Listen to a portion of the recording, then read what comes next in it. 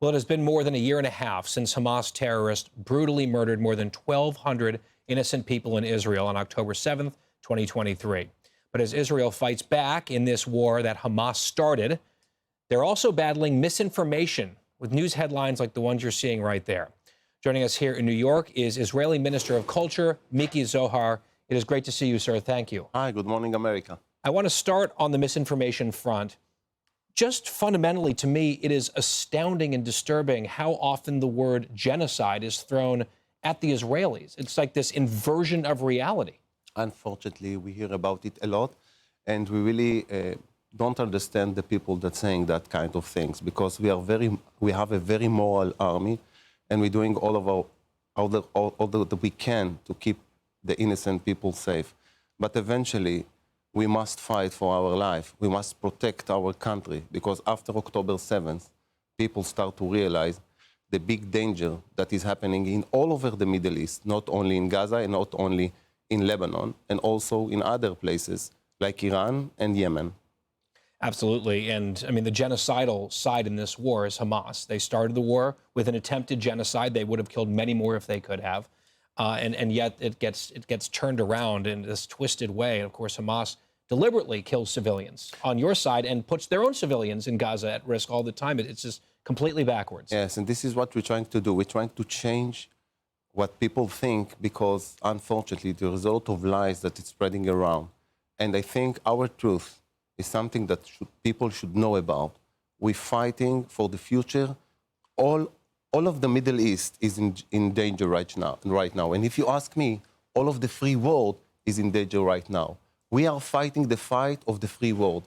If Israel will win, we will keep the world safe. And if Israel will lose, the free world will be a big problem, and he will be next. Yeah, and the haters of Israel are generally also haters of Western civilization broadly, and there's a huge overlap of people who hate the United States, right? We have very common enemies, and this is a point that President Trump makes a lot. He just came back from the Middle East, some of those Arab Gulf states.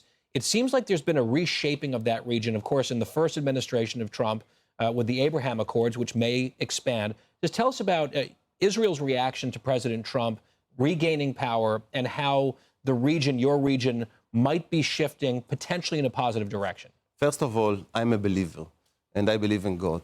And I really believe that President Trump is a true miracle for Israel and a true miracle for the Middle East. We trust President Trump, and we know that he will support us, he will support the state of Israel. And even though President Trump knows exactly what the Iranians said, Iran said loud and clear that after they will finish with the small Satan, which is us, the Jewish nation, they will move to the big Satan, the United States.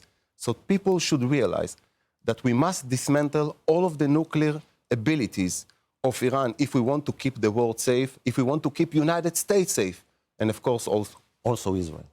Absolutely. And I would just note, for those who are calling for a ceasefire or for peace in Gaza, it should be very simple. Release the hostages, Hamas must go, and there will be peace.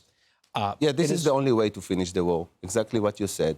They need to release all of our hostages, all of our 58 hostages, and they need to leave Gaza immediately. We cannot allow Hamas stay in Gaza and control Gaza and to continue point his weapon towards Israel after what happened on October 7th. So I trust President Trump to be able to bring this deal on the table, and hopefully we can see it soon.